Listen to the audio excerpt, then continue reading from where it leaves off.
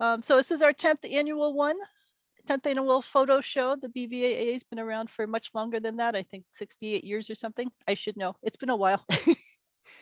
And we have all sorts of different kinds of shows, photo shows, non-photo shows, general art shows. But the photo show is a lot of fun. And as I mentioned, we used to do a separate film category, but so few people use film nowadays that we've just turned it into a giant everything goes kind of category for everyone to enter.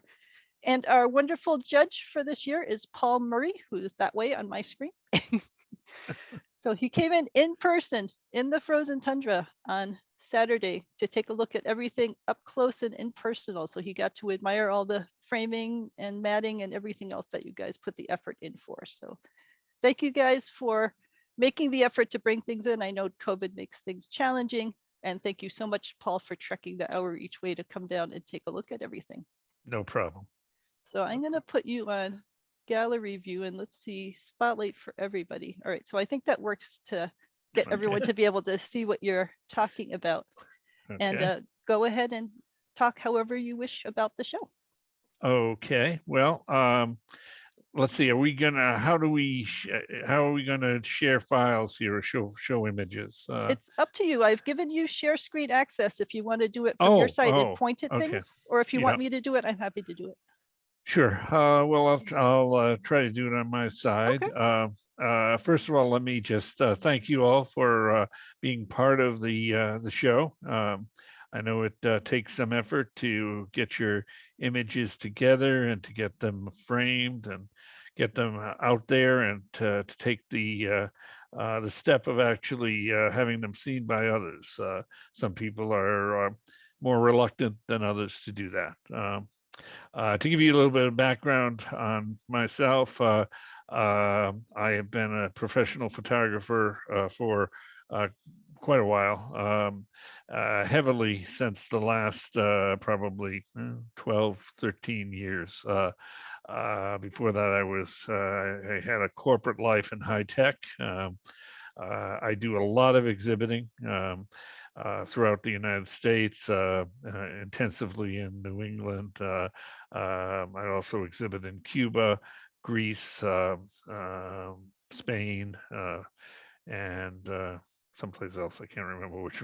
Hungary. That's it. Hungary. Um, and it's always fun to see other people's work, and I'm glad that I have the opportunity to see yours. I understand, obviously, that people come from very different backgrounds and very different levels of understanding of photography and experiences with photography. Overall, the show is great. I think you guys really tried to put some effort in putting together what you actually had in the show. So thank you for that. Ultimately, we have to judge a show, and we don't have to, but we did. And I was asked to end up with first, second, and third, as well as three honorable mentions.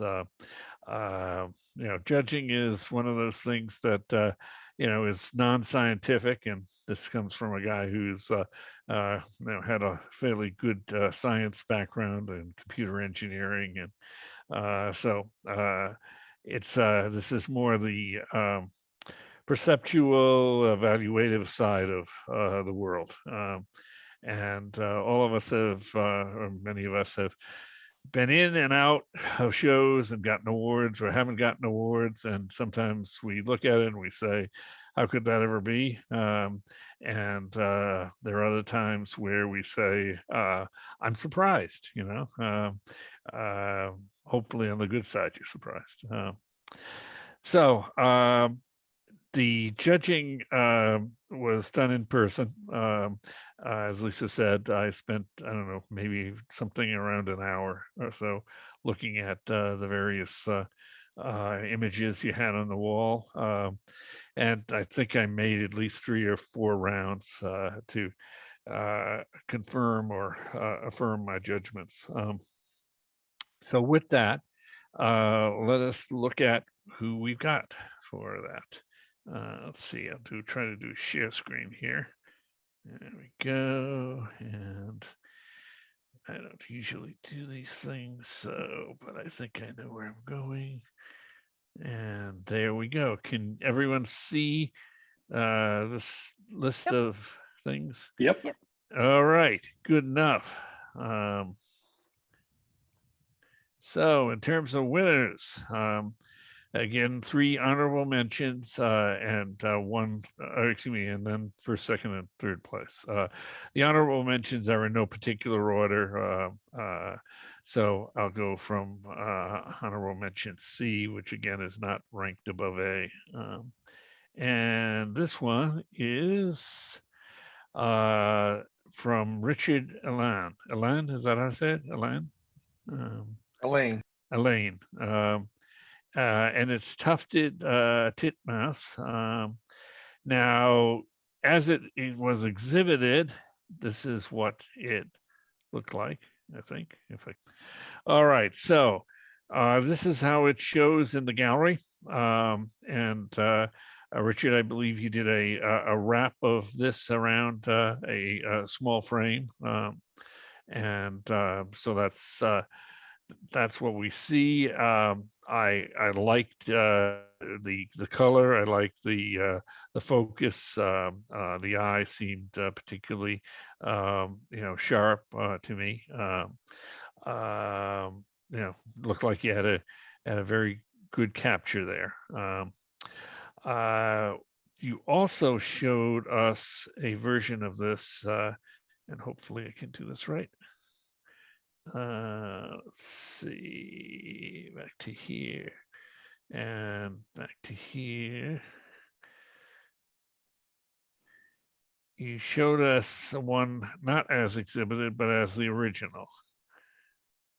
You didn't show it in the actual gallery, but I was given this. So can you see it now, by the Yep. way? Yep. Okay, all right.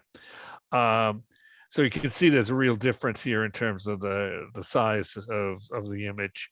The wrapping sort of cut around, mostly over on this side, I guess. So my only concern would be that maybe next time you might want to do this as not a gallery wrap. But again, look at that, the eyes. I mean, it's you're sharp eyes on people, but on wildlife is certainly something that you're looking for. Rich, anything you'd like to say about it? So I'm a graphic communications teacher. I did this with my students. They were my photos, but I wanted to show them how to do canvas wraps on a canvas on a wide format printer. We Okay. use a template. That's why I couldn't show the original, because the original wrap is at school and I'm not. And so I found the original on my computer at home, and just kind of remembered the best I could, but I didn't position in the exact same place, because on a wrap we make a template and we have to wrap the picture around the canvas, so we lose some of the images edges, and it's called we use it in a Adobe InDesign format, where we bring it in and we place it so it places and then proportionally sizes, so that size wise and stuff like that change a little bit. Sure. And it's done on a wide format 8-color printer, so the colors are a little different than on the screen JPEG. Sure. Right. But again, good sharp eyes, nice coloration here. To take you long to find this little guy? So this is actually right outside my house on my bird feeders. As much as I like drawing and feeding the birds, I don't like taking pictures of them on the feeders. I like to get them on the tree in a natural atmosphere. But yeah, the tufted titmouses are very, very active, especially this morning. And there's a storm coming, because the birds have wiped out my feeders this morning. All Sure. the birds, the bluebirds are unbelievable today. Right. Okay, good. Well, again, thank you. It looks good. Let's go on to another one here. In terms of winners, we've got the next one is and we unfortunately didn't have a full JPEG on this to look at, but this is called, I believe, a day at the office, I think. Yep, just another day at the office. Another day at the office. That's it. Yeah. I believe our artist is not here. Is that right? Yes, yeah, Is Tammy couldn't make it and didn't have the JPEG with her when she was out to send it to us. Right. So, you know, when you're dealing with action, it's all about being there, and you know, understanding a bit more about where your subject's going before they get there. I couldn't tell, although I have a sense that this might be a training exercise. You know, I don't know whether this is any kind of real situation, but you know, it could be. In any event, it's all about, again, being there, capturing, in this case, some of the motion here, but enough speed to really make sure that you didn't lose any of the sharpness on the person itself, and actually grab some of the pieces of the water coming off as well. So that's, I mean, again, as I said, action is about being there and about knowing enough about the settings on your camera to be able to do it correctly. So that's all I wanted to say about that one. Let me get back here. All right. So go to.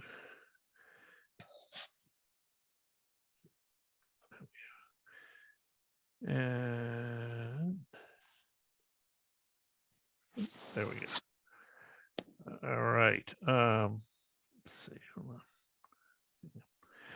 So this is Bodie, California, by Mike Blake. And Mike, are you with us?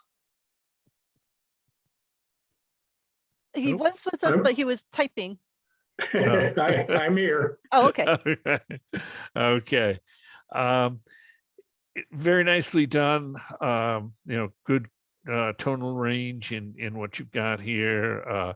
You know, there's you know, and I think some kind of you know, understanding that, you know, you're trying to pick up the surface here in terms of the shadows.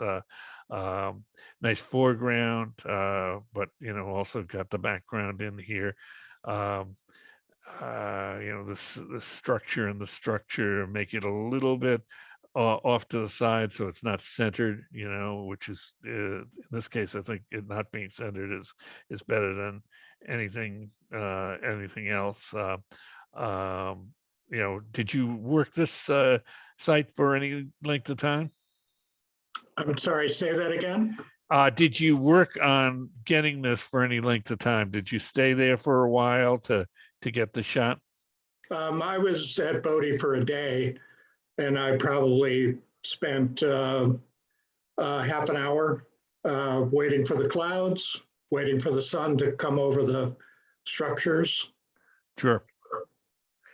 Yeah, and that's what it takes sometimes, is being there and waiting, and knowing what you want and hoping that nature can give you some of that. Sometimes it does, and sometimes it doesn't, and it did, I think, in this case. So, good job. Thank you. And let's go on to. Oops. So for third place, we have Cindy Wilder. And if this thing will open up.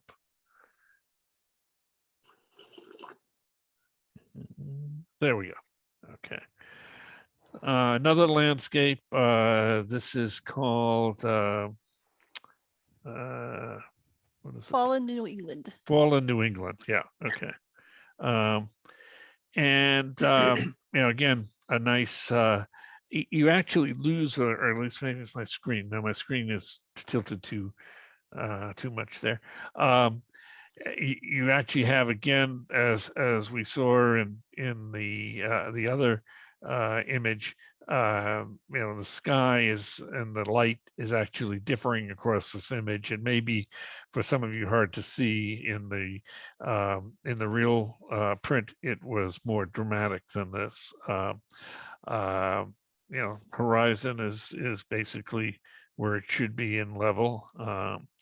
You do have, some foreground here, getting some sense that, yeah, people live in this environment. And I thought it was well done. Cindy, how about your thoughts on this? Well, that is Groton, Massachusetts. And I Oh, had a okay. hike, yeah, I had a hike up to the top of, is it Gibbet Hill or Gibbet Hill? I don't know how you say it. And I made 3 trips up there to get the right picture, but I had trouble with the clouds coming and going, so. Yeah, yeah. Nature doesn't do what we want all the time. So No. yeah, I remember in the Smoky Mountains with several other people getting up at 4 o'clock in the morning to try to get, in a really Blue Mountain kind of sunrise, and ended up in the fog for several days. So Yep, yeah, one of those things you just don't know until you get there. right.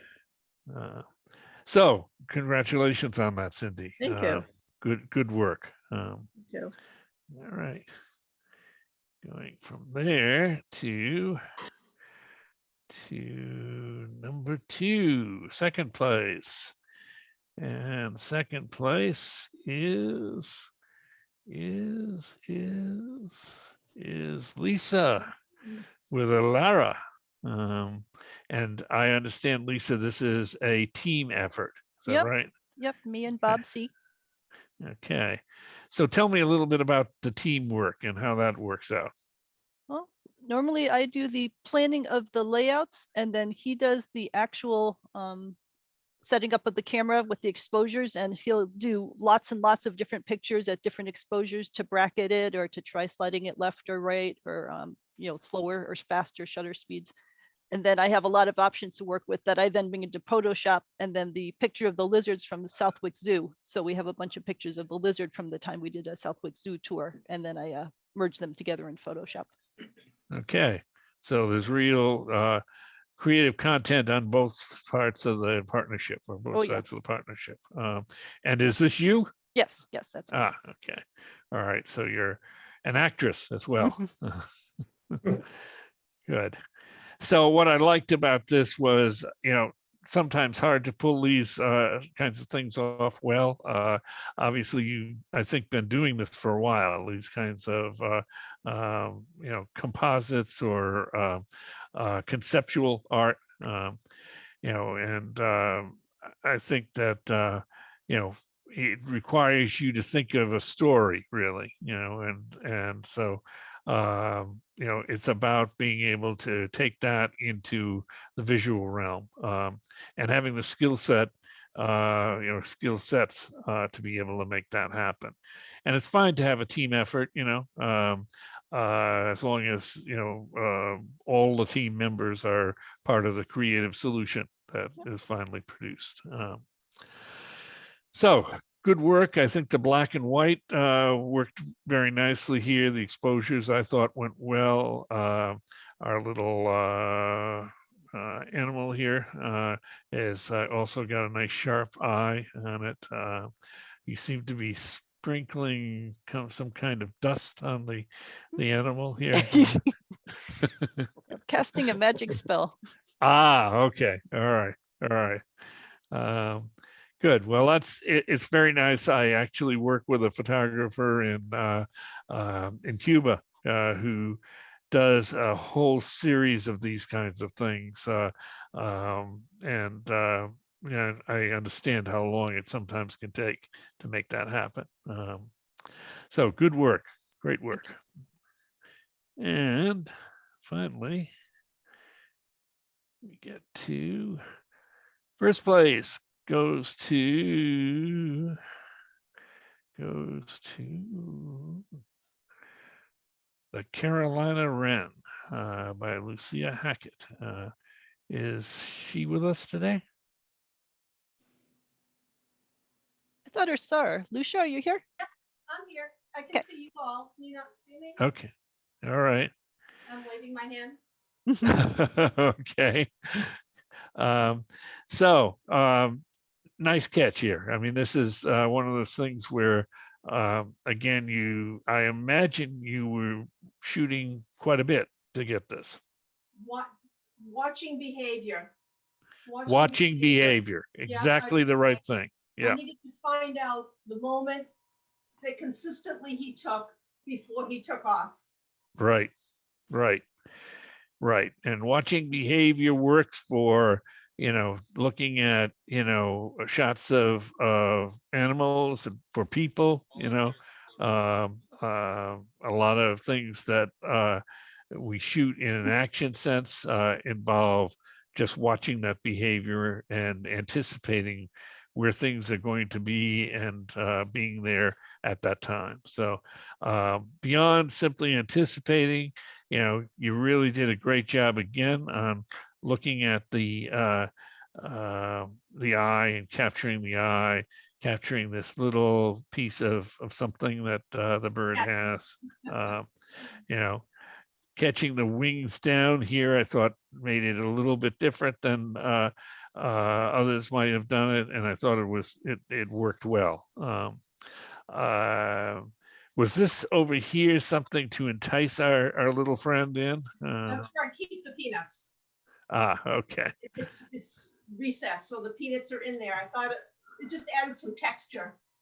Right, right, right. And I think it's an honest way to show that this is not taken, in a true wildlife setting, but still is a good capture, and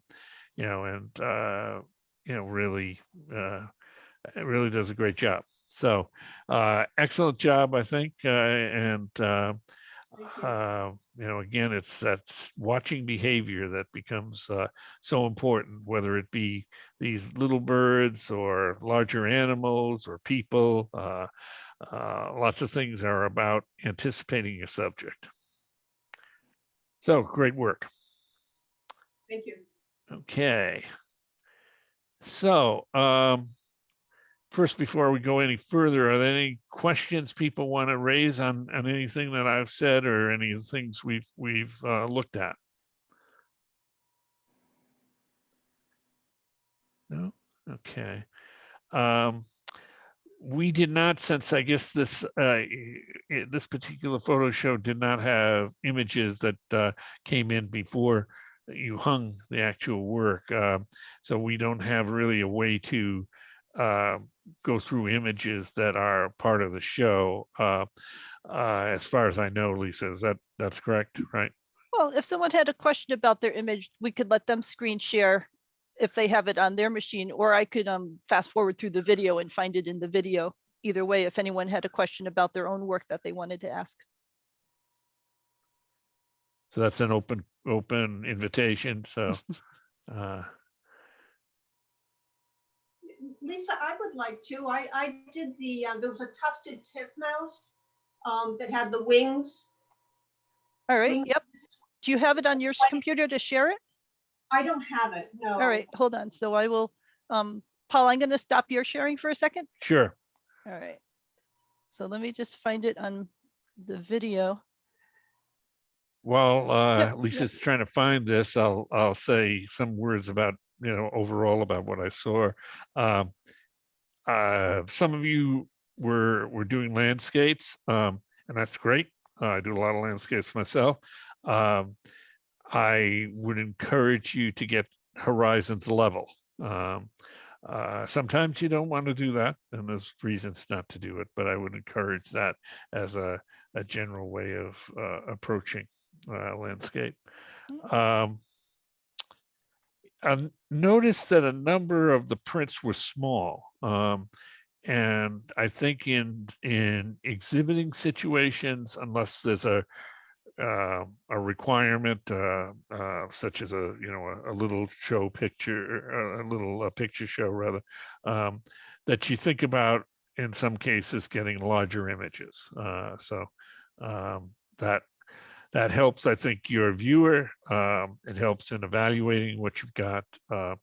And, it doesn't have to be huge, but, and I think that's something that is, in some cases, a little bit larger than what I saw, might have made a difference for not necessarily me, but for somebody who might decide they wanted to purchase it.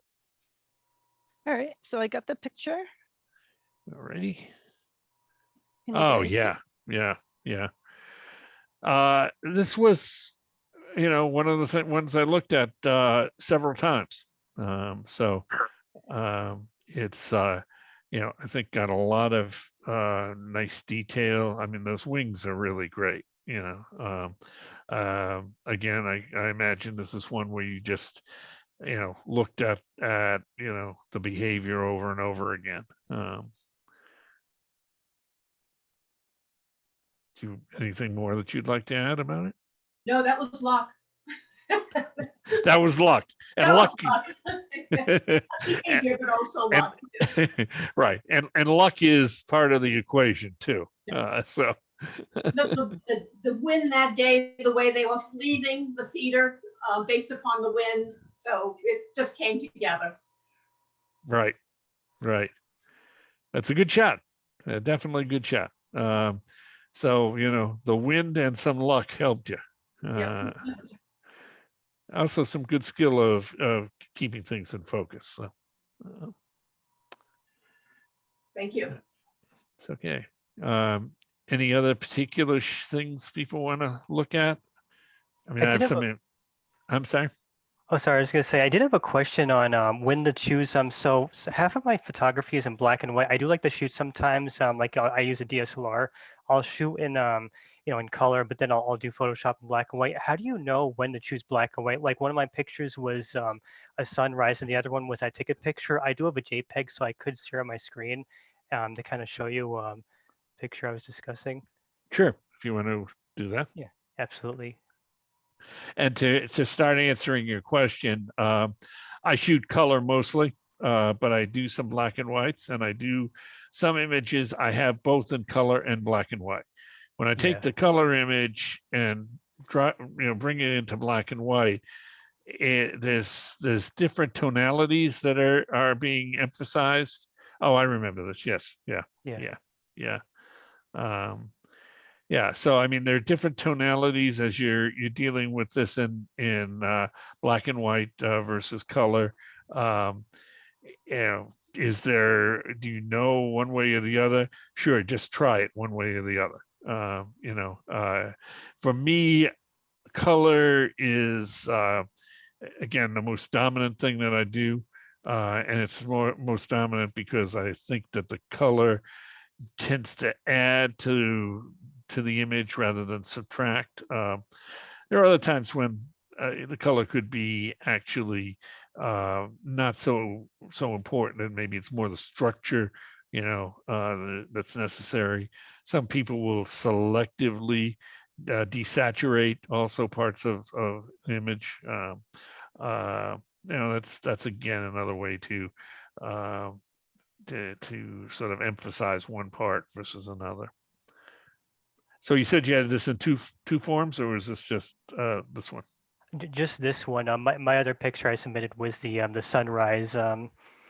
From it was from Old Orchard Beach, Maine. That's where the picture was taken. I don't have that JPEG on me here, but yeah, I think I'm just trying to figure out what works, what doesn't. I think what I've noticed when I've been doing my photography is the less objects I have on site, like obviously it's just the one ticket here. Then I think it works better in black and white, especially if it's something close up like this. It might, I think it depends on what you're shooting. I can't really give you sort of a rules-based approach to knowing when to go black and white or color. It really, you have to put some effort into the black and white side of it also, because you may not be, seeing things in the same way or wanting to see things in the same way when you're dealing with black and white. So, right. Okay. Yeah, thank you. Okay. I Any have a other? question. Yes.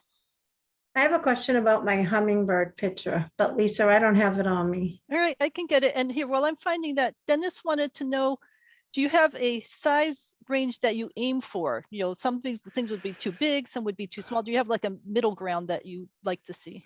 I tend to have, I'll tell you what I used to do. I used to have some stuff that was small, and I'm talking about across now, I don't know, 12, 15 years. I might have started small, and then I got really into some big things. And then I decided that, really when it comes down to a variety of factors, I mean, some of which are, hanging in particular exhibits, that keeping it in around the, I don't know, longest edge, maybe 28 inches, something like that. I do a lot of things that are probably, let's see, in my Namibia series right now, I've got a lot of things that are framed at 22 and a half by 29 and a half. You'll find that if you exhibit often enough and see the calls, you'll often see a 30-inch restriction on things.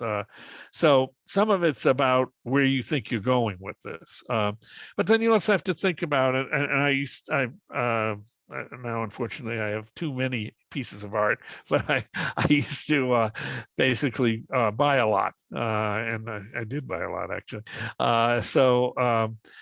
When I would buy, size would be important in some respects because I had to know some idea where I was going to put it. If you're coming out with something that, and this is more true of, I think, painters, who might be going 48 by 24, or higher than that, 60 by 48 or something like that. First of all, the price tag's going up on that usually. And secondly, you right away have people saying, I can't handle that in the space that I'm in. So I'd say, somewhere in the longest edge being 29, maybe 30. That's really what I'm shooting for, and that's framed. Mhm. So. All right, I Okay, found. thank you. Sorry, yeah, That's okay. yep, that was from Dennis. For the hummingbird, I found 2 hummingbirds, so I'm going to share one, and if it's not it, I can fast forward to the other one. So is that the hummingbird? Yes, Great shot. thank you. So What, I Good. wanted to know, what could I do better on this? wow. Well, I mean, Uh, it's a obvious question, when it's in a show, so, and you're here, so it's a good question. Sure. No. Yeah. I'll give you my sense, and it's a little hard because I'm seeing it, of course, in the way I'm seeing it right now. So I remember this. Okay. And I think you were pretty sharp in here. Here was a little less sharp, as I remember. She can't see your arrow since it's on my screen. Oh, okay. Do you want me to point at something? Yeah. So up around the head, and that remembered to be fairly sharp. You captured the image, it seems like, at the right speed. Yeah. You got some sense of motion on the wings. I thought it got a little soft on the plant side of it. So maybe it's a little bit more depth of field. These are so hard to be able to give you specific instructions, because if I was shooting this, I'd be shooting it a lot. I mean, I'd be I trying. did. Yeah. I mean, Yeah. I probably have a couple hundred of this picture. Yep. So, I mean, and I'm asking because I always want to learn better. So I appreciate it.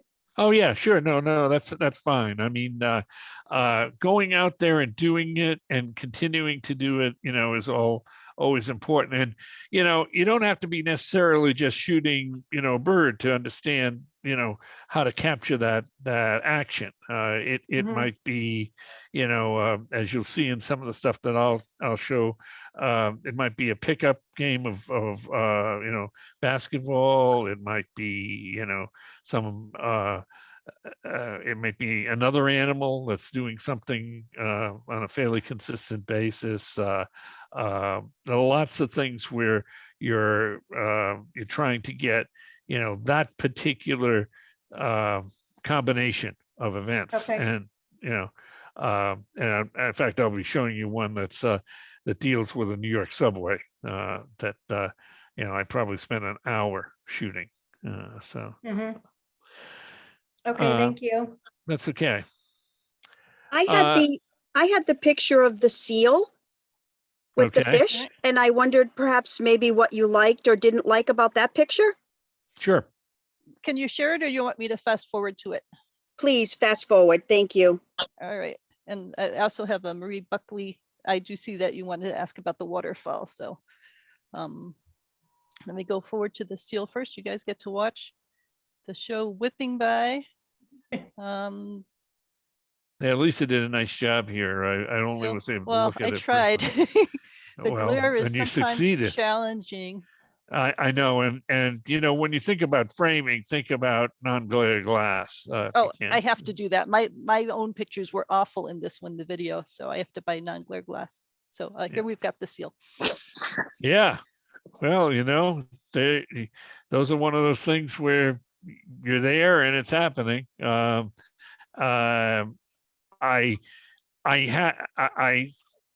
wasn't exactly sure what he'd captured there, but I imagine it's I don't know actually. I don't know exactly what it is. It's actually a large striped bass, probably about maybe 15 or 20 pounds. Okay, yeah. So you captured it. Again, you've got the focus well on the eyes. These are always hard to know what's going to work and what's not going to work. I'll show you an image that involves a polar bear, for instance, that is trying to get every last little morsel, from a whale. It and your window of being able to get the shot, especially when you're dealing with a seal like this, maybe like really really short. So you may be shooting 15 images and hoping that you've gotten the right set of or the right one out of that set. Exactly. Yeah, it's you go out and you shoot, and there's no, again, rules-based thing other than to know your camera really well. Know in a sense what you want that shot to be, in the broadest sense, and then just be open to anything you can see, and what you may have other photographers with you, make sure you see what they see too, or get at least a sense. Thank you. That's okay. No problem. All right, so I think the waterfall was a little back from this because I mislabeled it by accident, which I apologize for. We labeled it as a fishing spot, which it wasn't, because that's the fishing spot there. So just another few. There we go. Oops, hold on. Okay. Let me just go this way and then hit pause when it comes up. So is that the waterfall? It is. All right. Okay. Yeah, I mean, nice waterfall. I think this, if I remember correctly, there was some motion that was shown. There was enough. It was shutter speed was slow enough to be able to capture some of the movement of the water, if I remember correctly. The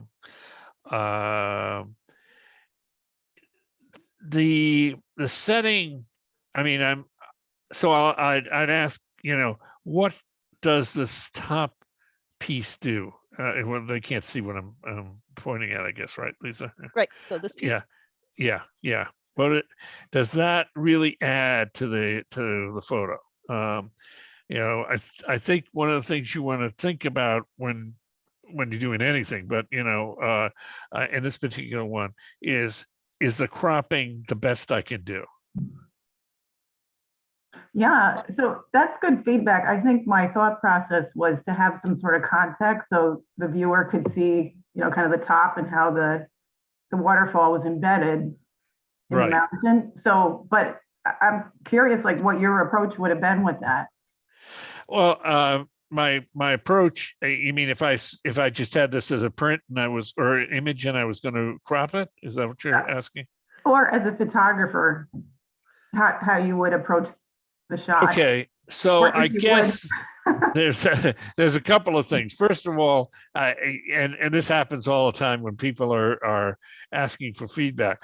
I don't know whether going an inch, to the right, to the left, or forward or backward is going to take you off of a cliff. Okay, so the reality is you are standing where you're standing.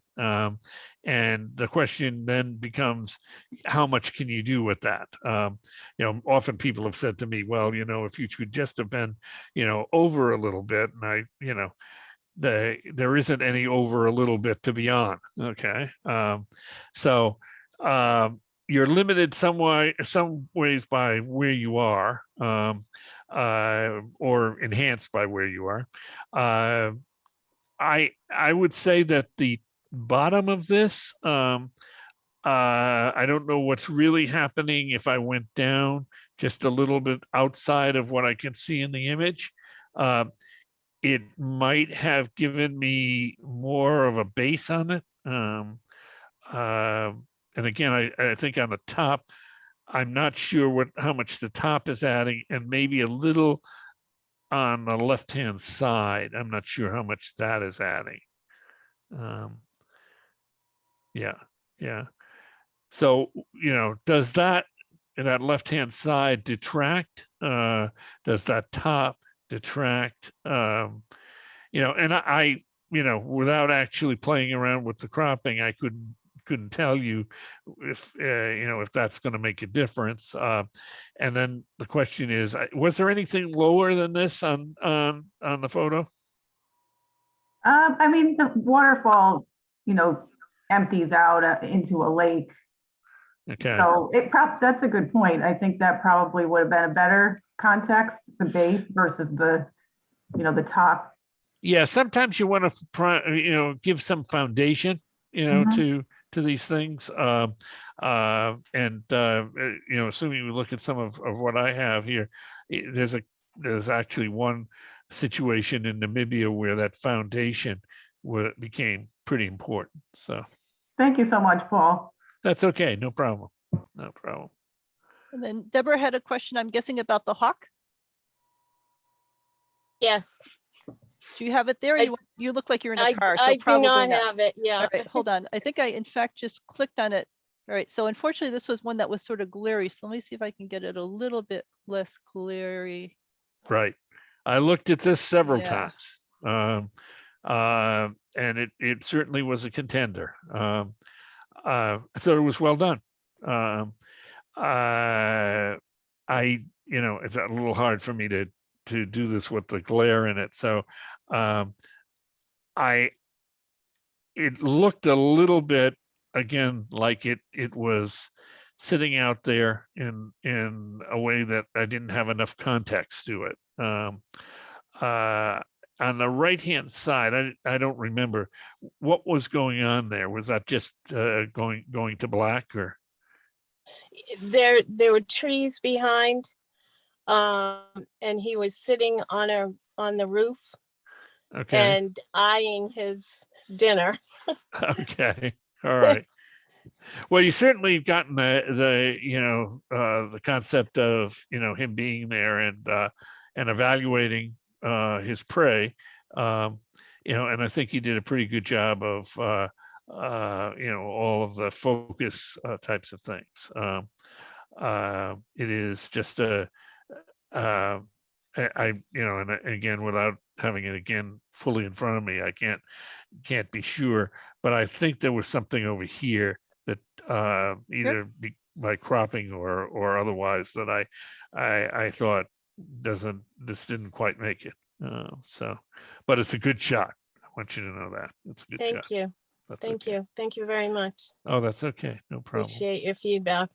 Oh, that's okay. Okay. Lisa, do we have anyone else that we want to talk about? I mean, I'm more interested in being able to give you guys feedback. I have also images that I can show, but this is really about you rather than me. So. May I ask a question about, Lisa, about Sleepy Hollow Farm? All right. Let me And see. Mr. Murray, perhaps you could just, is it the angles, or just wanted to get your feedback on that? All right, hold on, let me find it. All right, hold on, I need to go back a little bit and then pause it.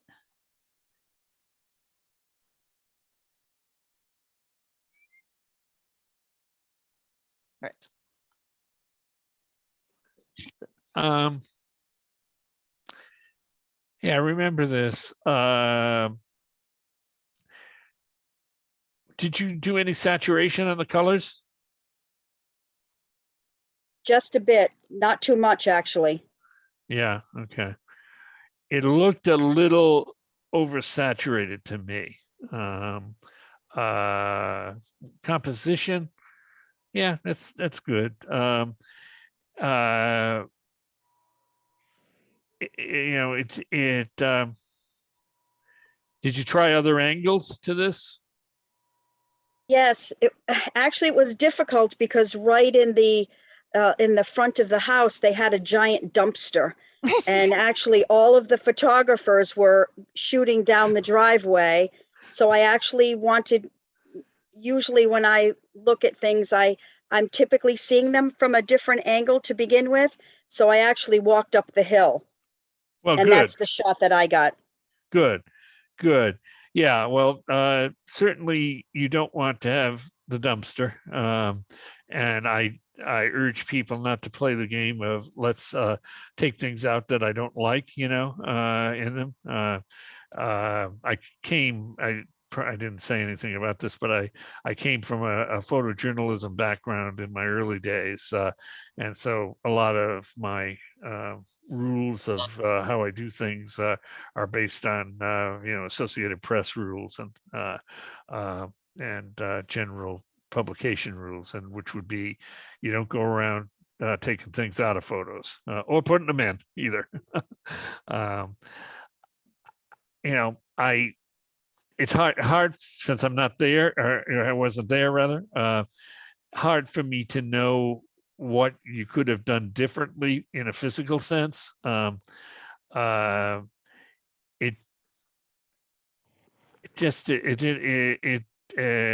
didn't go far enough for me, I guess is the, you know, the only thing I could say. And Yep. it looked a little oversaturated. Okay, understood. Thank you, sir. That's okay, no problem. But keep out there shooting, keep out shooting. So Hi. Lisa, can you show my rainy, foggy day with the railroad track? all right. That was forward a bit.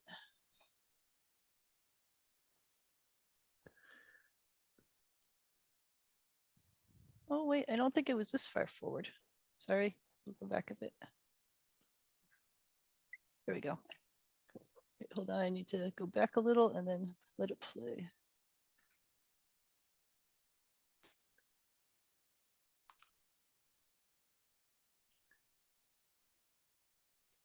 There we go. yeah, so I did look at this a few times. And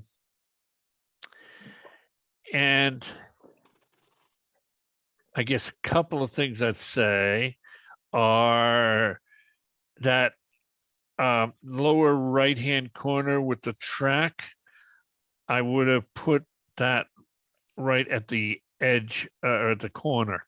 Here it's sort of a little offset.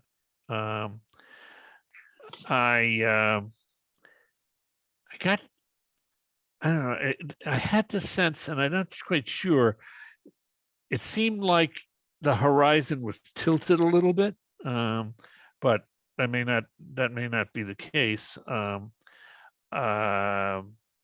There's some mystery out here in the center. Sure. Mystery is a good thing, by the way, not a bad thing. And it's, I guess it didn't give me a big visual impact. It's not that it's a bad image. I'm just saying I'm looking out here to find something, and that's where I stay, and I don't know what more that I'm supposed to see or you're trying to convey to me there. So, yeah, thank you. So this was a share of a rainy, foggy day, that just miserable day, but the light is so great that and I'm looking for an owl, and I'm walking the tracks, and if I can get that owl, barred owl that I know is sometimes in the area, it'd be a perfect shot. But no birds, no noise, quiet, and I just looked down the tracks and said, I got to shoot something here. So I just fired away with the camera, and I liked it. It just was, like I said, the wrap probably is off a little bit when I did it with the students. I would have put that track in the corner, like you said, and the horizons probably tilted just a little bit because of how it wrapped around with the Right. students. So it was a little quick wrap, but just showing them some different ones that I had shot that day. So that was pretty cool. Also, I don't know if you've ever, I'd like to share with everybody that my next session with my seniors, my students, is going to be showing them Top Photographer on YouTube. If anybody hasn't seen it, it's a real good way of watching. It's 4 episodes, so they're 20 minutes or less a piece.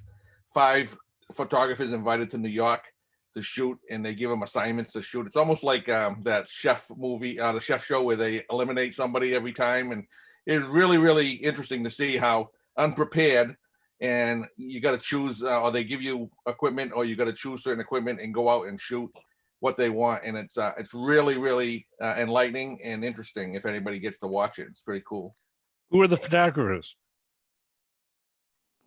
Nigel Baker is the one that hosted the show, and he picked from portfolios that were sent to him, I think, and he picked 5 different photographers, and one girl and 4 guys, and girl's name was Roxy, and she was really, really good, and she came in second, actually. But and they're out of their element, like landscape. Some of them weren't landscape photographers, some of them weren't action sports photographers, but they had to shoot anyway, and Sure. get rated and judged and get judged, and different judges for each session.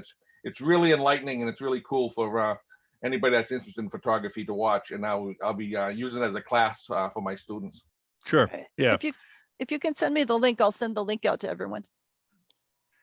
Yeah, and a good point on what you're saying is that you really should.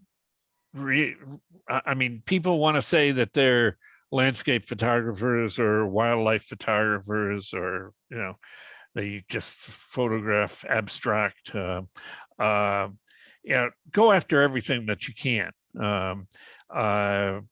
Part of being a photojournalist was that I got bunches of assignments, some of which I certainly would never think about exhibiting, but it got you to the point where you just realize that there might be anything out there, and you just will take your skill set and adapt to that.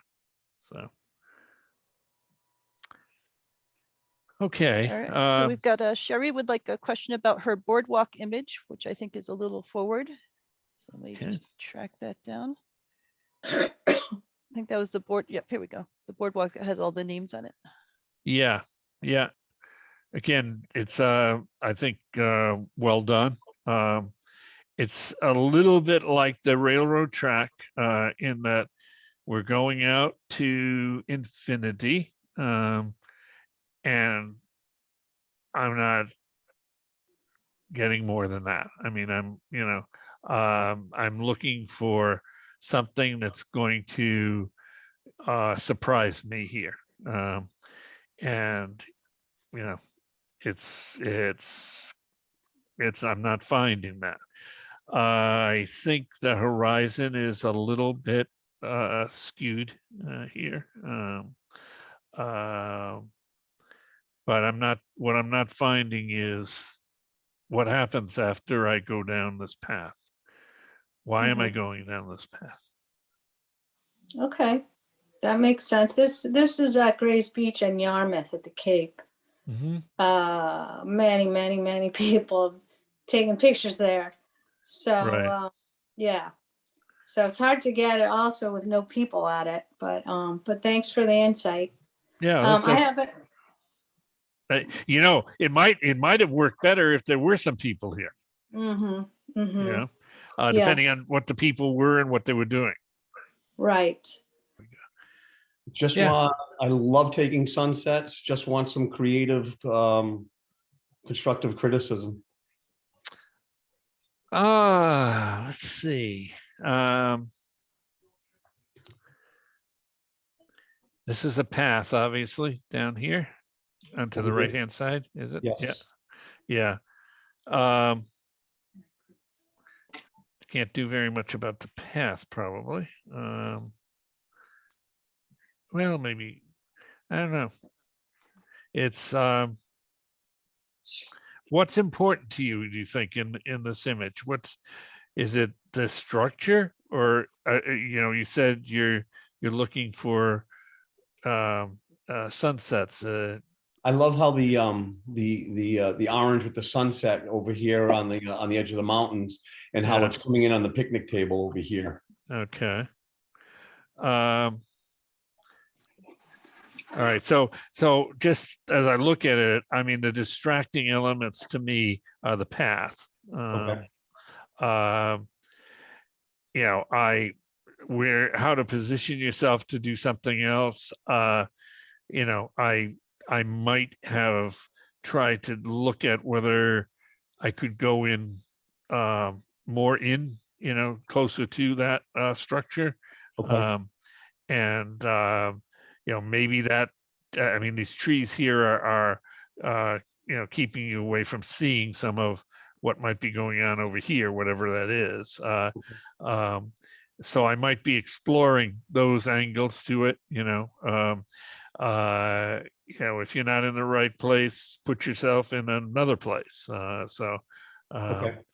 You know, but I would say that the first thing that strikes me is I'm distracted by the path. Okay. And I'm wondering, in the forefront here, you know, am I getting any good use of that forefront, you know, down at the bottom?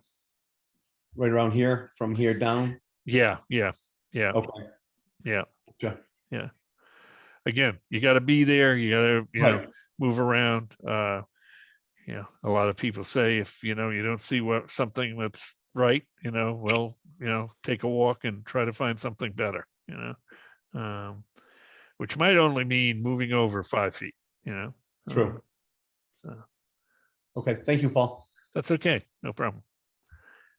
All right, so I have found the blacksmith one, so I will share that. Yes, I looked at this several times.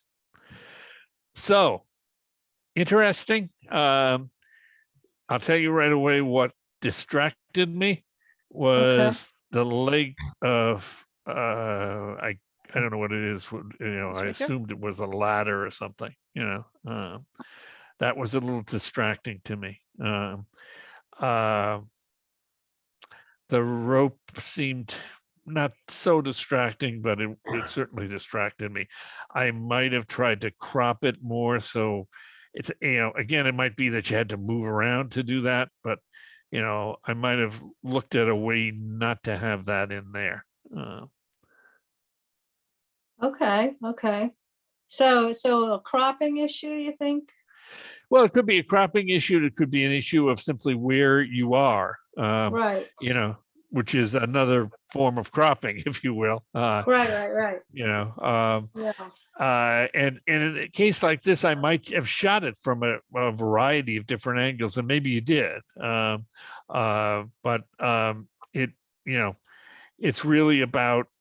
I mean, I think, you know, it's about really getting things that are not part of the message here. It seems like you want us to really see this, right? The middle, right? Right, yes, Yeah, yeah. yeah. So you know what, my eye hits the stuff on the right hand side, and then I jettison out. You know, I hit the stuff on the bottom here, the rope. You know, and I Right, jettison out. okay, Okay. okay. Thank you. That's okay. All right. Anyone else who had anything in the show they wanted feedback on? This is Matt Gorman again. I'd like to. I did find a JPEG for my my sunrise picture. What I can do is I Alright. can share my screen. All right. Let me stop my share. And while you're doing that, Tom wants to know that he appreciates your thoughts on the timing issue for getting birds because he does a lot of bird photography. Oh, okay. So my question on this, I feel like with this picture, I got pretty lucky because this was taken in Old Orchard Beach, right when the sun was rising around maybe 5:15 in the morning around the summertime. So my Yeah. question is, what's your feedback on this picture? And also, how can you tell when you know you got a good picture or you think you just got lucky? Well, if you got lucky, take lucky. You know, you know, I guess some things I would say about some of what you just said. You know, there's a certain amount of yes, being lucky. You know, when you're dealing with sunrises and sunsets, some of that comes into effect when you really hadn't planned on being there. But if you plan on being there, there are various apps that are available for you to know what the and you can, you know, run them on your phone, know where you're going to be able to see the sun, you know, and at what time. So it's a certain amount of preparation, you know, being out there, and you know, shooting repeatedly.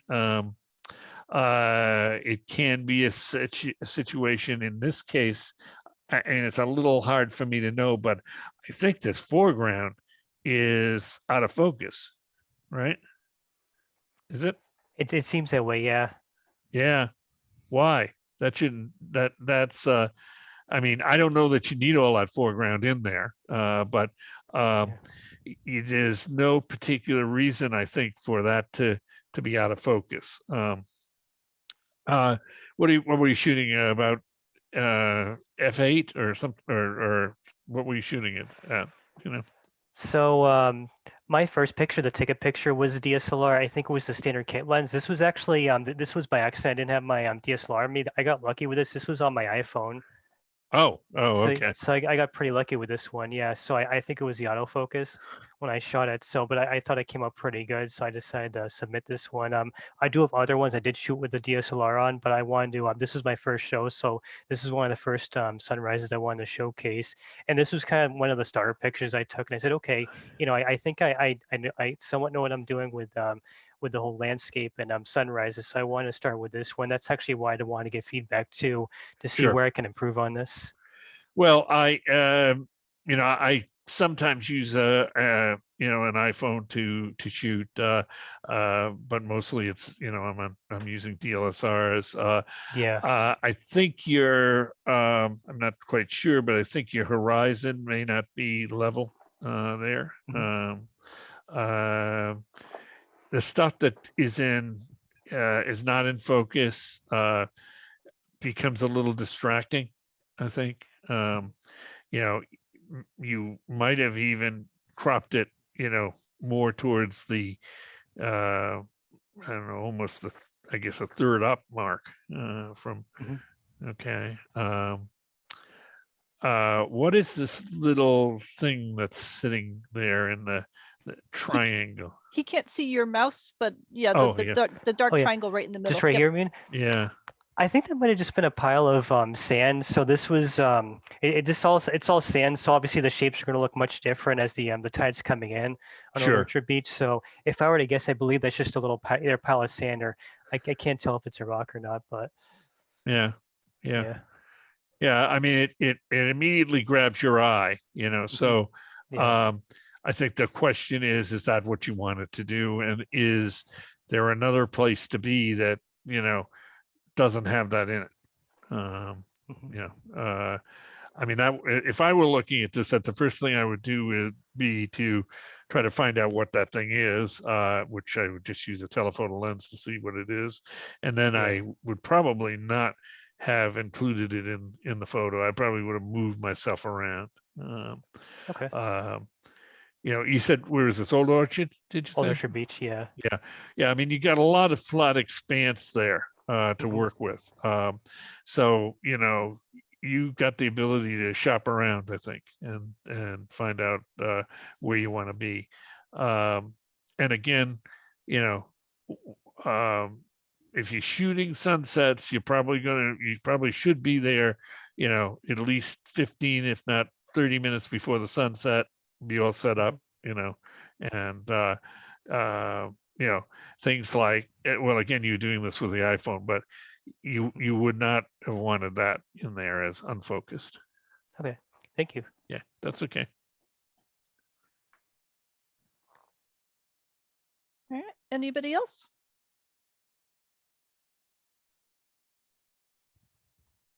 Well, it doesn't sound like it. Okay. Lisa, how do you want, I mean, I don't know what your time limits are. So you're at an hour plus in now. Right? Well, it's up to you how much longer you want to talk. If you want to talk another 15 minutes or 20 minutes or half an hour or something, it's up to you. Oh, okay. Well, I could briefly show some of the stuff that I have, if anybody's interested in seeing that. I would love to see the dune picture that I talked to you about with the tree in the front, if you don't mind. Sure. Sure, no problem. All right, so I go back to share screen here, right? And that and share. It was phenomenal. The dune picture? Yes, yes. Oh, thank you. Thank you. Let's see. Make sure how I get to where I'm going here. There we Wendy go. says thank you. Oh, that's okay. There we go. Might work. All right. So I've got I just pulled 5 photos from, or 5 images from and 5 categories. So let's look at nature first, since the dune stuff is something that people were interested in. And I think what you're looking at or looking for is this one, right? Let's see. Open up that one. Oh, that one's good too. I was actually Oh. thinking of the one that has the tall vertical swoop of the short shrubby tree and then the swoop with the dune behind it. Oh, enormity. Yeah. Yes. I actually didn't include that in Oh, this. no, it's okay. But I do have something that was taken almost at the same time, and that is called adaptation. And this is, again, issue of, we talked, I forget who, I think it was with the waterfall, we were talking about grounding. Okay.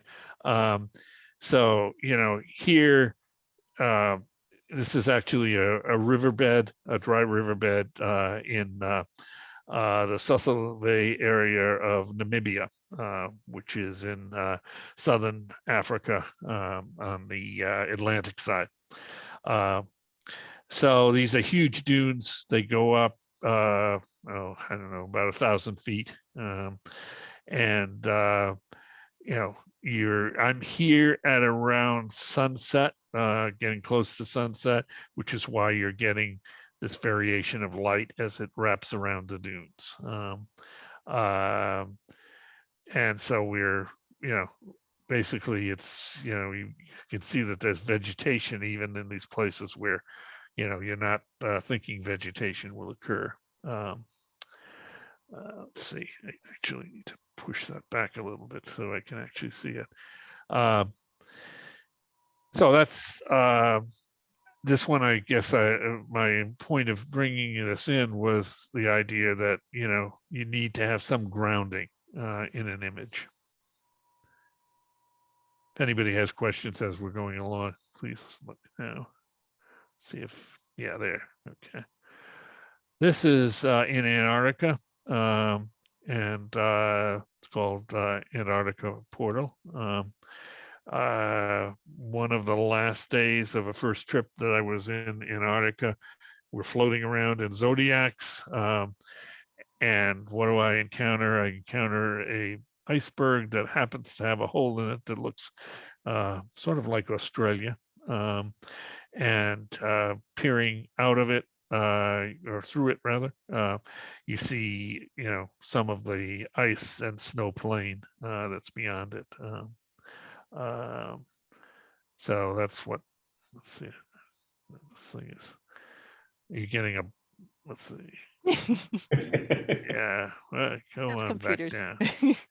Go back down. Let's see, maybe I can get to, that's, that might make this thing go away. Let's see. There we go. Okay. This has been something, this is something that's about a 10-year-old photo, but it's been fairly well accepted, fairly well received, I should say. Paul, was that all done with available light inside the iceberg? Yeah, this is totally available light. I should actually preface some of what I'm saying here.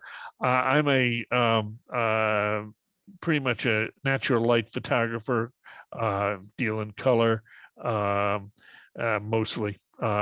So the message I would give people is to look at color, light, and gesture.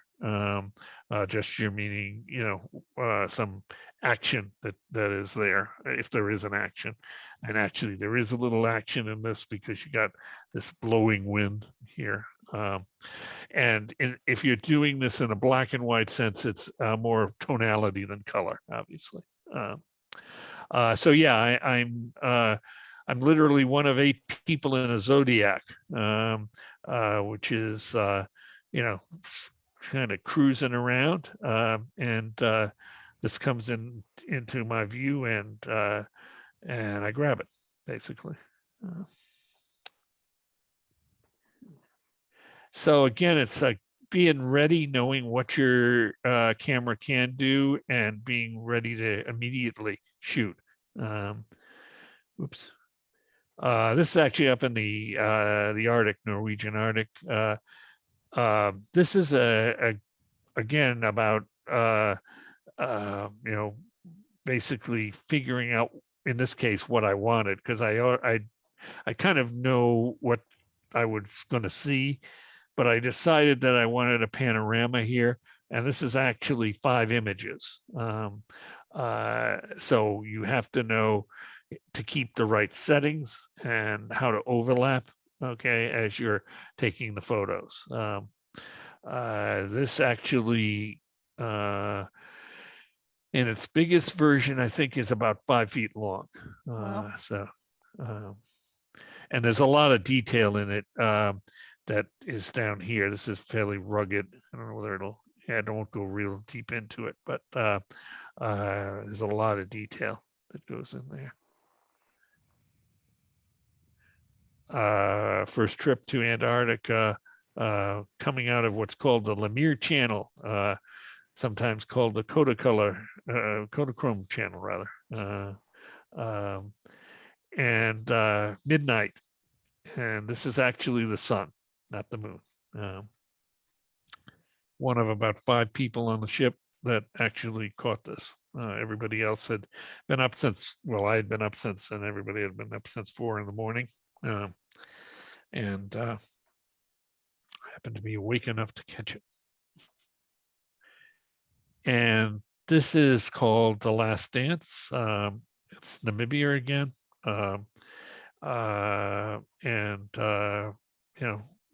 That what caught my eye here was obviously this is a petrified tree, but you have other petrified trees that kind of reminded me of people dancing, modern dancing.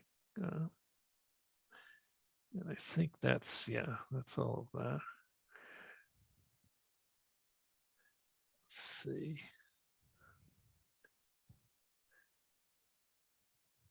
Did any of you see the Small Stones exhibit?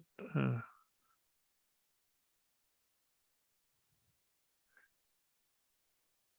guess not. The Small Stones Festival exhibit? No, I guess not. I did.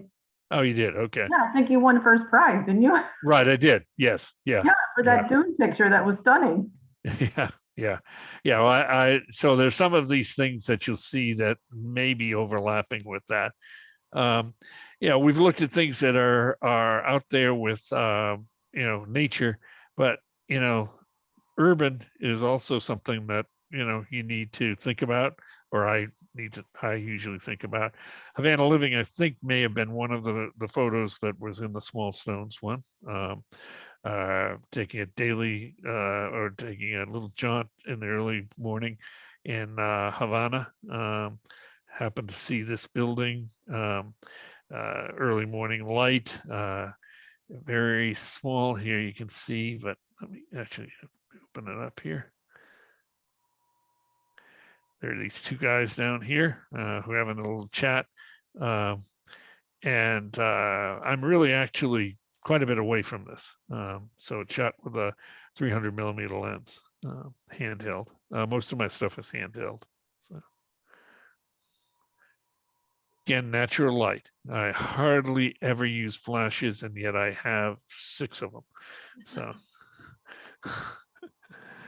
being in the right place at the right time and looking around you. Coming back from an air show, actually, I was shooting an air show in Liberty Park, New Jersey.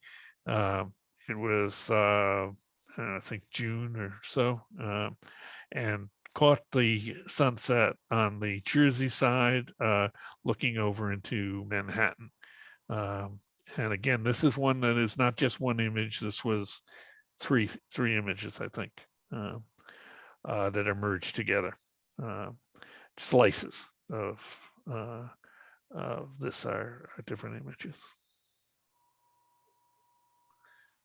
Sometimes you just get out of your car and you parked it in the parking lot and you look around and something weird is going on. And this is actually in Providence, Rhode Island, which is undergoing some renovation.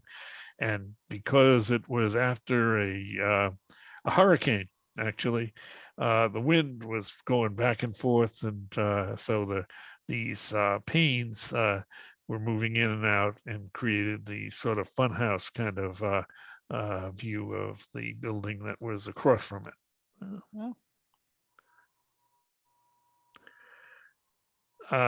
This is a long time ago, in New York City, probably 2012, but then at least 10 years ago. And again, top of the Empire State Building. Some of my New York friends think that I actually was in there in a helicopter, but I wasn't. So not that I haven't done that, but in this case I wasn't. Again, it's probably about 4 or 5 images that have been taken and pushed together or melded together, and gets us across quite a bit of skyline there as the sun is setting. Paul, Yep. this was when I talked about that contest. They went up on the Empire State Building, but they were able to go above the observation deck to the private deck, which is very narrow and no railing. And Right. Yeah.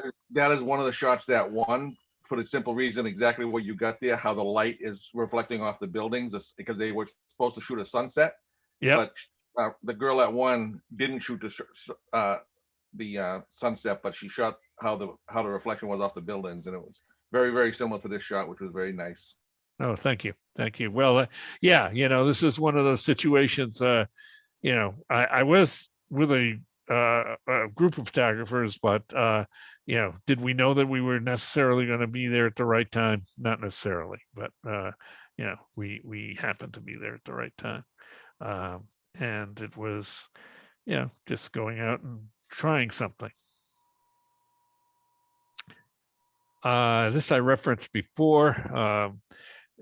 This was during a workshop in New York City.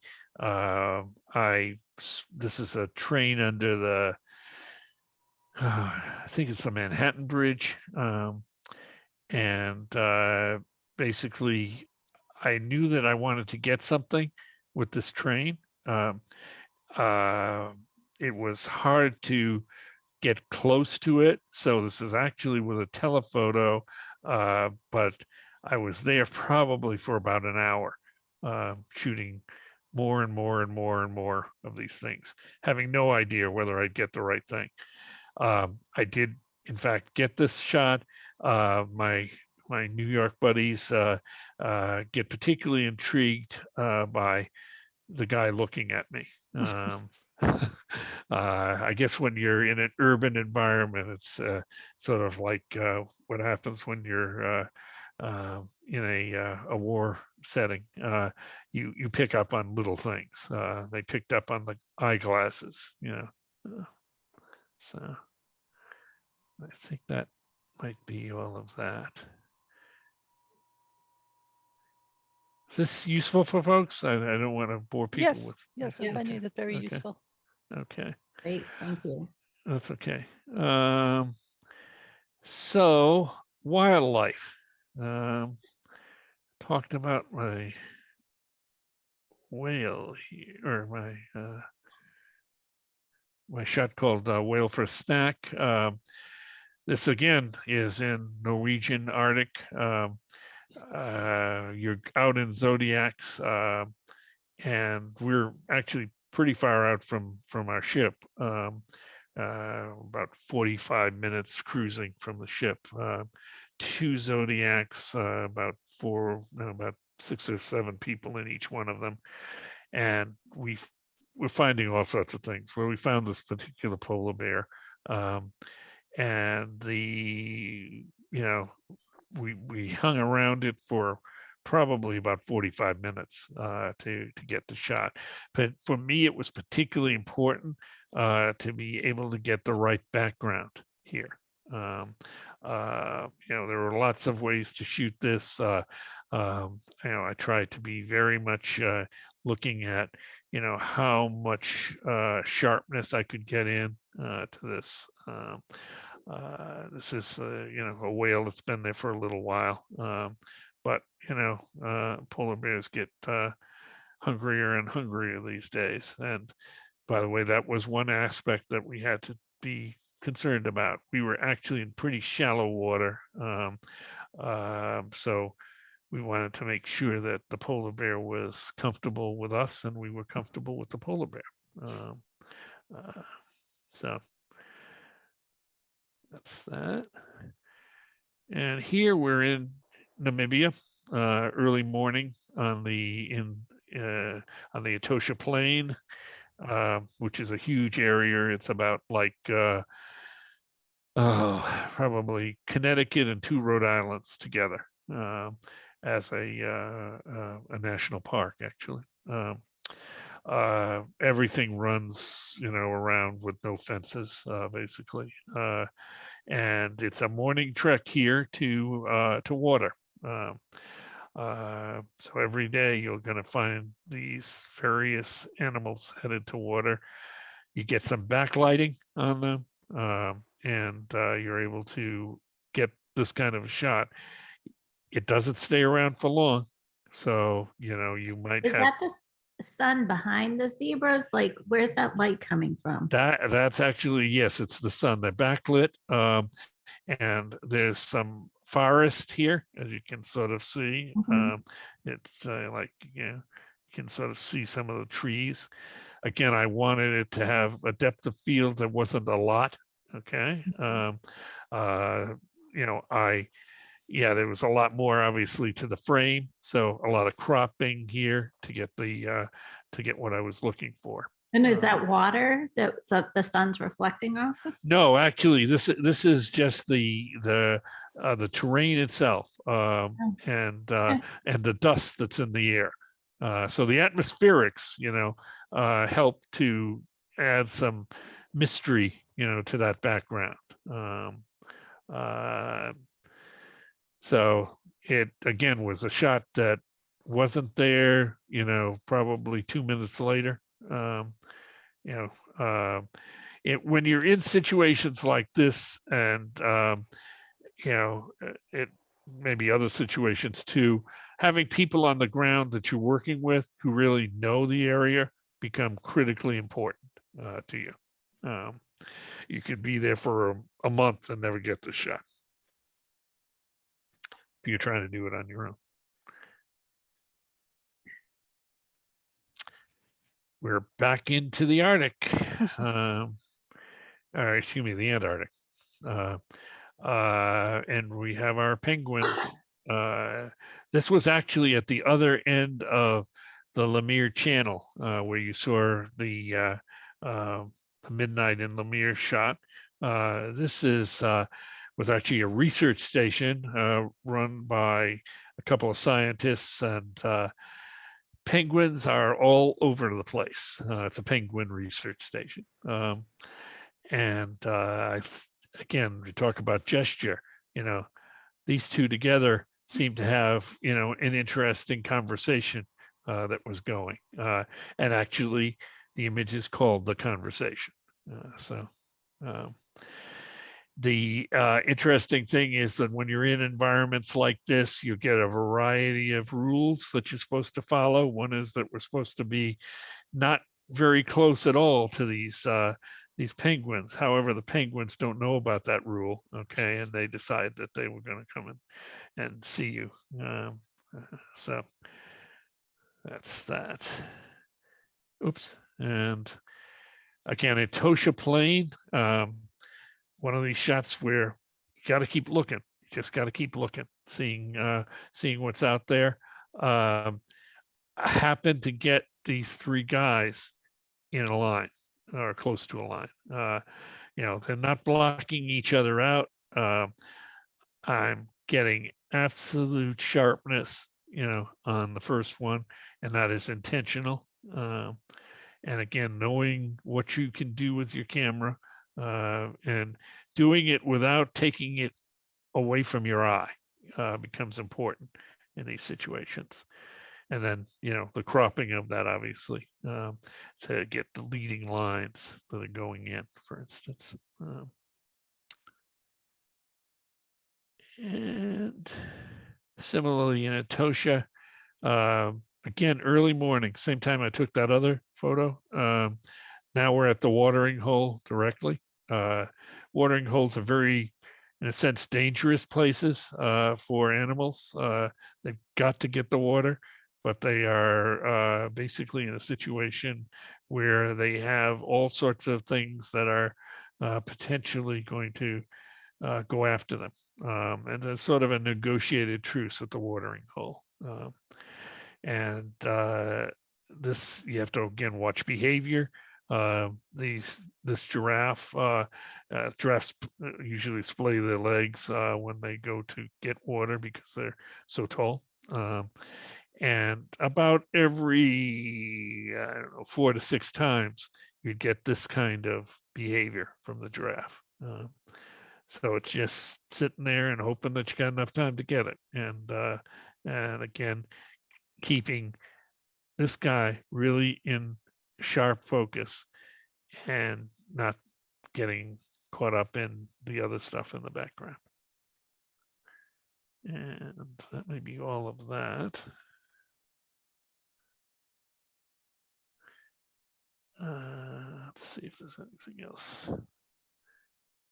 Paul, when you're shooting your wildlife, are you using a single point focus? I'm using a, in terms of the number of points on the that I'm looking at, I will try to keep it to, maybe 5 points. It depends on how tight I want that focus to be.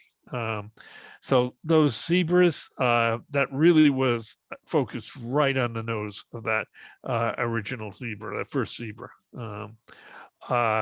With the giraffe,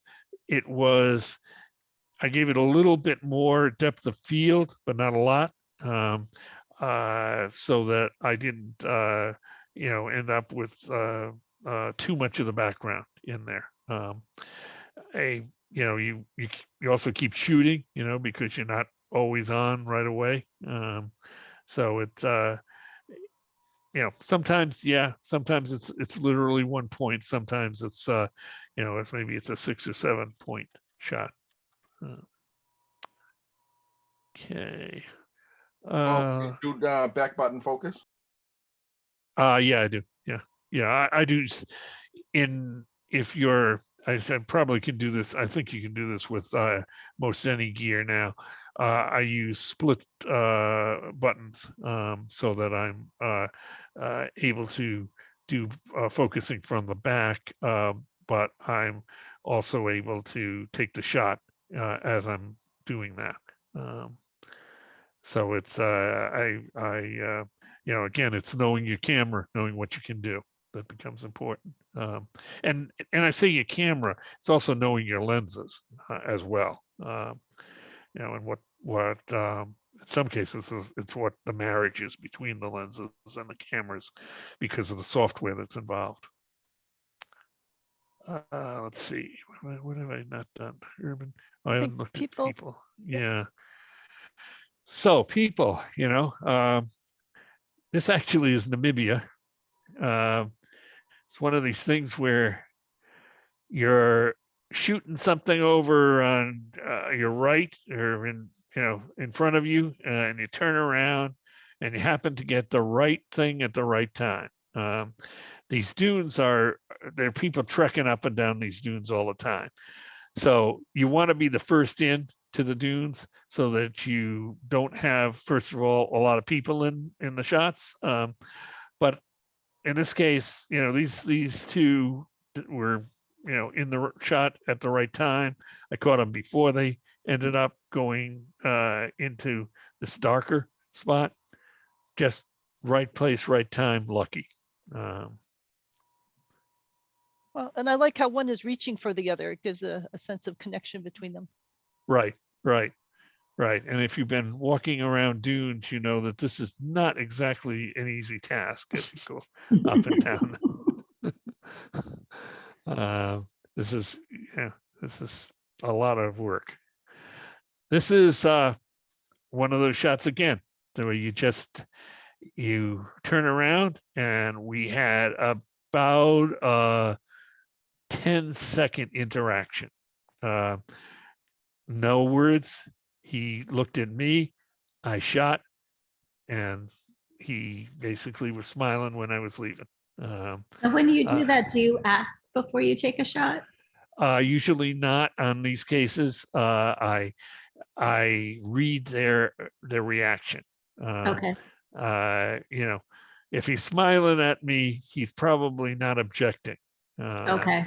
But if I'm going to ask him, I'm going to lose everything. Okay. Yep. Okay. This is in Havana, by the way. I went back there a couple of years later, tried to find the guy. They'd renovated his building and nobody knew who or where he was. So you can find a lot of things right at home. This is St. Patrick's Day Parade in Newport, Rhode Island. And you don't need a press pass. You just walk around, and this particular band, a high school band, was getting ready to do their marching. Happened to catch this young lady. Got the word lucky. There. Kept it sharp on her, and her instrument again. Depth of field was tight. but it's all about looking. It's about looking. And another example of getting things tight and sharp. This is the Tropicana in Havana. They do acts every night, or used to, and they're great dancers. This is the top rung of dancers and singers in that portion of the Cuban art scene. And this guy was not posing for me. It just happened to get him right under the Tropicana sign. And this is taken from the edge of the stage. And happened to work out well. So, and it might be it of that one. Yeah. Let's see. So I think action. Action is the only one left. Yeah. Sometimes it's just about standing around and watching a pickup game of basketball. New York City, these guys are shooting, happen to, I watched them for a while. So they were really into it, caught them, the line of the shadow worked out well. Shutter speeds all were right. And how can I make this thing go away again? And go away again.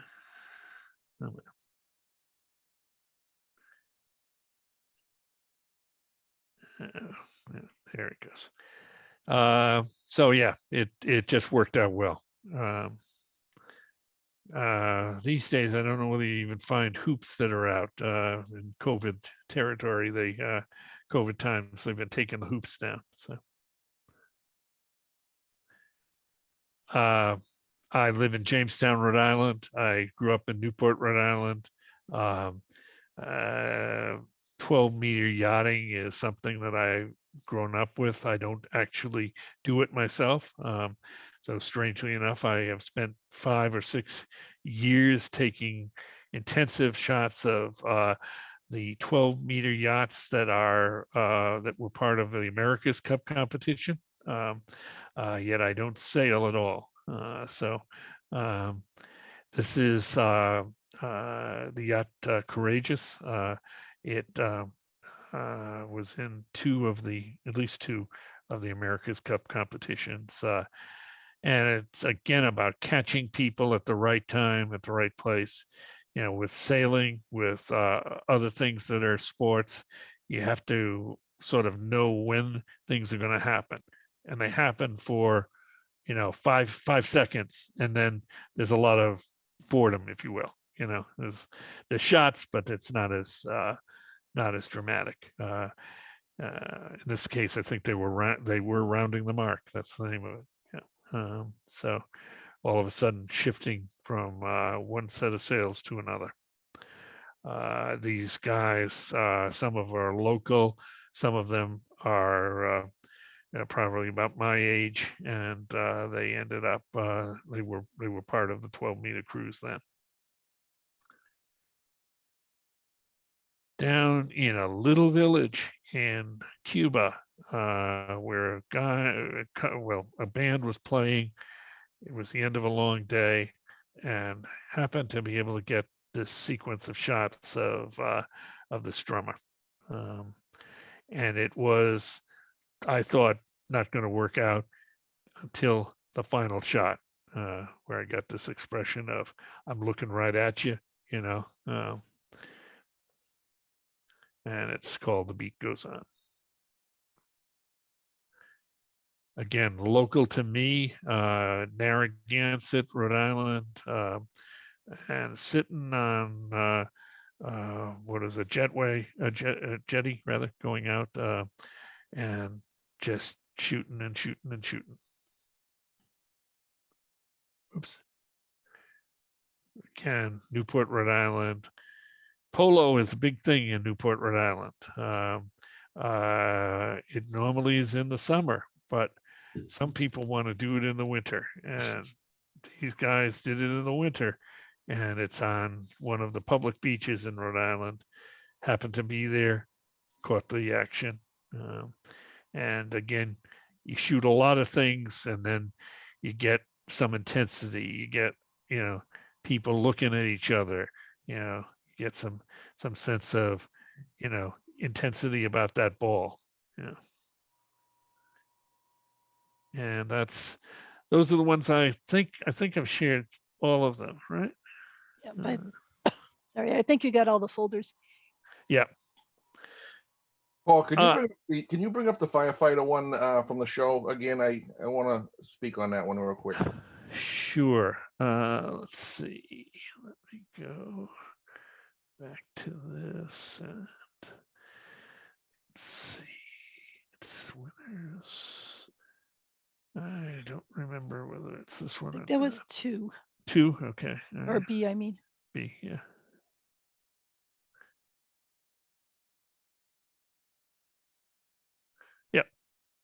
So being a firefighter in my town myself, I can tell you that we don't usually shoot water at each other, but yeah, I didn't think so. like you said, it could be a training. It also could be that he got some chemicals spilt on him and they needed to hose him off. Right. That's the other thing I thought too. Yeah. Great shot. I think this is a perfect example when we talk about black and white. This is a perfect example where I would like to see this both ways. Sometimes black and white with the brickwork, with the colors of his clothing doesn't really matter in this shot, but the water splashing and the different textures, I'd like to see this both ways, and I might even prefer it in black and white. I think this is pretty cool. Yeah. I haven't shown you any of it, but I shoot a lot of action that is related to the Army and Air National Guard, for instance, and paratroopers. So, in those cases, I often do it in color, but black and white could work on a lot of them. So. Yeah, like I said, seeing it both ways sometimes is like you don't know until you do it, and then you might not prefer. You might say, okay, no, I don't like that, but sometimes the grays and the tones and the original black and whites really show up, especially with brickwork and architectural and stuff like that. Sometimes it really shows up. And like I said, the color of his uniform, the color of the reflective pieces on the clothing doesn't really matter in this. It's the getting hit by the blast of water that is the key factor. So it's pretty cool. Right. Yeah, you're right. The messaging is not about in the color. You immediately, if that were black and white, because of the uniform, because of what he's carrying on the back, you're going to know who he is or what he is. Yeah. And if there was flames coming out that doorway, if there was, fire shooting out, then I probably would not want to see it in black and white. But because there isn't, I think it would have looked pretty cool. Yeah. I agree. Good observation. What else would you like to talk about, or would you like to ask questions about? I say welcome, Al, because Al Weems just joined us.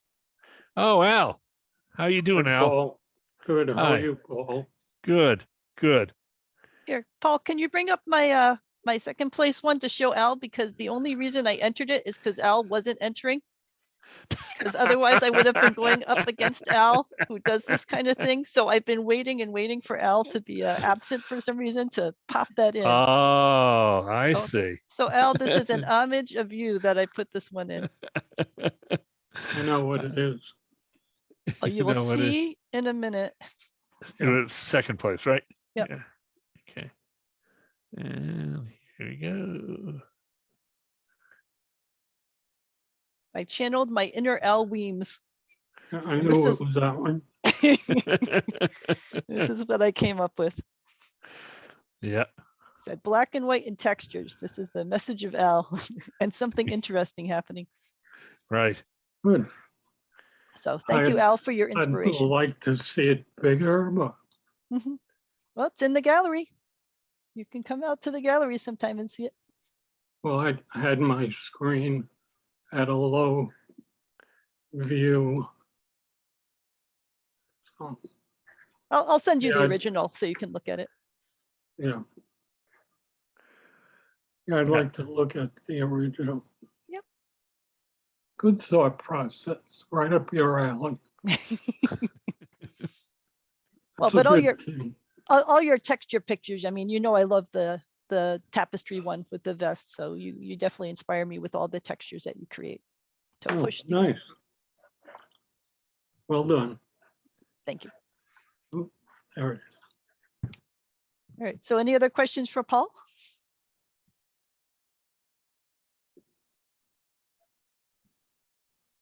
Yes, sir. There's not. Well, thank you I- very much for, I got a question, Paul, but while you're here, I'll hit you up with it separately. It's about Copley Society. okay. Sure. Yeah. Sure. Happy to talk to you about that. Yeah, I didn't apply, but I will be. Good. Yeah. I mean, I was accepted to apply, which is what they do. No, I know. Yeah. You got to get through the first round and then, Yeah, you know, the second round is a more detailed kind of thing. Right. Yeah. Very good people. I'm actually in a show up there right now. I'm headed for another show there right after the one that's currently going. So I'll be in touch. sure. Happy to work with you on that. Thanks. Good. All right. That's Well, all I I guess, got. do you have more questions, Al? No, I'm good. All right. Well, thank you I'd everyone like for to add coming. thank you to Paul. Thank you, Yes. Paul, very much. I mean, we don't always get to talk to judges or other photographers of your caliber to be able to share some of the insights and stuff like that. It's really helpful for a lot of us that, and especially where I teach students. It's an opening, and it's a lot of fun to be able to share that with kids and see them grow from when they first shoot, and then some of the stuff that they bring in is pretty cool. But thank you very much. Thank you, Oh. Lisa, for hosting this. Thank you. Thank you. Well, you know, I encourage you all to, you know, keep going out there and shooting and exhibiting, you know, get your stuff out and have people look at it. And yeah, sometimes you don't get into exhibits, sometimes you do, sometimes you win, sometimes you don't, you know, but it's, I think, good feedback for you, and it helps you to understand more about your own work. Thank you. Thank you. Thanks, Paul. Thank you very much. Okay. We Thank you. appreciate it immensely. That's okay. No problem. It's All right, everyone. been fun doing it. Have a great weekend. Stay warm. Try to Yep. avoid the snow or rain or whatever's coming at us. Except for Dennis, who's in Florida, so he'll be warm. I just got back yesterday Oh, okay. from Florida. Well, you had less than perfect timing with the freezing cold and now the snow and rain that's coming in. That's okay. Got enough sun to tide you over? Yeah, I'm good for a All week. right. Just Great, another that's- great element to shoot in. That's all I look at. I don't get, but it's like I like it when I get to get some nice pictures with the snow. Yep. Well, I really wanted snow in my picture, so I had to wait because we didn't have snow for the longest time. So I had to wait and then race out there at the right time of day with the right amount of snow on the ground to get the photos I wanted. And you had to have the pixie dust too. So Yep, yep. It's all a balance. Yeah, this is Claudia and Laura Sinadella. Just wanted to say thank you. I thought that was a great presentation. Wonderful. Really, really good stuff. oh, thank you. Thank you. Thank you. Thank you. I'm sure it's gonna be online. I obviously Yes. missed the winners, but you'll be posting that, Lisa? Yes, yes. So I Okay. will now update the Facebook page and our website with the winners, the actual photos of the winners, and then I will post the recording of this video chat. It'll probably be like an hour or two before it finishes processing. Thank you. Yep. All right, everyone. Thank you guys for coming. Have Thank a you, great Lisa. weekend. Thank you. Thank Enjoy you. yourselves. Thank you very Okay. much. Bye-bye. Bye. Thank you.